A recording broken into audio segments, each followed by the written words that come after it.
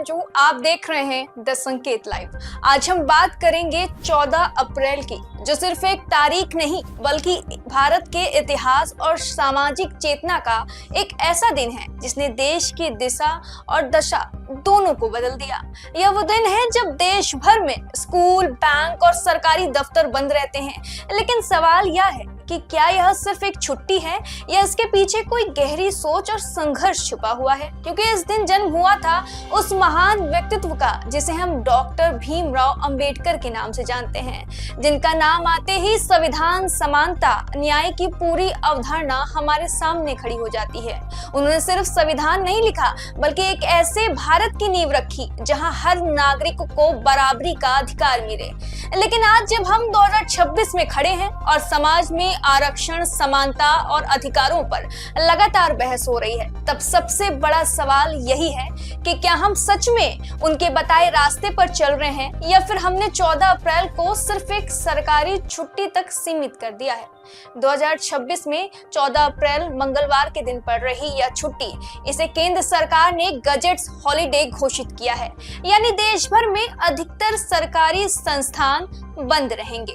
लेकिन इस दिन की असली अहमियत छुट्टी नहीं बल्कि उस विचारधारा में है जिसने करोड़ों लोगों को सम्मान के साथ जीने का हक दिलाया है।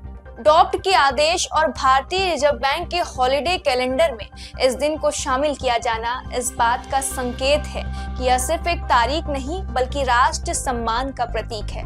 लेकिन अगर हम जमीनी हकीकत देखें तो यह दिन अब सिर्फ सामाजिक नहीं बल्कि राजनीतिक रूप में भी बेहद अहम हो चुका है। और यहीं से शुरू होती है असली कहानी, क्योंकि उत्तर प्रदेश की राजनीति इस बार 135वीं जयंती पर बाबा भीमराव अंबेडकर सबसे बड़े राजनीतिक केंद्र बन गए हैं। बहुजन समाज पार्टी, समाजवादी पार्टी और भारतीय जनता पार्टी, तीनों ही पार्टियों को विचारधारा के स्तर पर एक दूसरे के बिल्कुल विपरीत है, आज एक ही मंच पर एक ही नाम के सहारे अपनी राजनीतिक जमीन मजबूत करने में जुटी है। और यही इस पूरे मुद्दे को और ज्यादा दिलचस्प और महत्वपूर्ण बना देता है। बसपा जहां लखनऊ के अंबेडकर पार्क में लाखों कार्यकर्ताओं के साथ शक्ति प्रदर्शन कर रही है और मायावती इसे 2027 विधानसभा चुनाव का शंखनाद मान रही है, तो वहीं दूसरी ओर अखिलेश यादव ने इसे जयंती को गांव-गांव और सेक्टर स्तर तक ले जाकर पीडीए यानी पिछड़ा, दलित और अल्पसंख्यक समीकरण को मजबूत करने की रणनीति बनाई है और भाजपा पर संविधान, सामाजिक न्याय और मुद्दे पर सवाल खड़े करने की तैयारी कर रही है। वहीं सत्ताधारी पक्ष में योगी आदित्यनाथ की सरकार ने इसे एक बड़े सरकारी अभियान का रूप दे दिया है। 403 करोड़ रुपए की योजना के तहत पूरे प्रदेश में मूर्तियों का सौंदर्यीकरण, युवा संवाद, संगम और 11,000 दीप जलाने जैसे कार्यक्रम आयोजित किए जा रहे हैं। यानी साफ है कि अब अंबेडकर जयंती सिर्फ श्रद्धांजलि नहीं बल्कि एक बड़ा राजनीतिक मंच बन चुकी है, जहां से 2027 के चुनावी समीकरण तैयार किए जा रहे हैं। अगर आंकड़ों की बात करें तो उत्तर प्रदेश में अनुसूचित जाति के मतदाता करीब 21% और 2024 के लोकसभा चुनाव में इन वोटों का बिखराव भाजपा के लिए नुकसानदायक साबित हुआ था। शायद यही कारण है कि अब हर पार्टी इस वोट बैंक को साधने के लिए पूरी ताकत झोंक रही है। बसपा इसे अपने पारंपरिक जाटव और दलित आधार को फिर से मजबूत करने का अवसर मान रही है। सपा इसे पीडीए रणनीति के जरिए विस्तार देना चाहती है और भाजपा सबका साथ सबका विकास के नारे के साथ दलित वर्ग में अपनी पैठ मजबूत करने में जुटी है।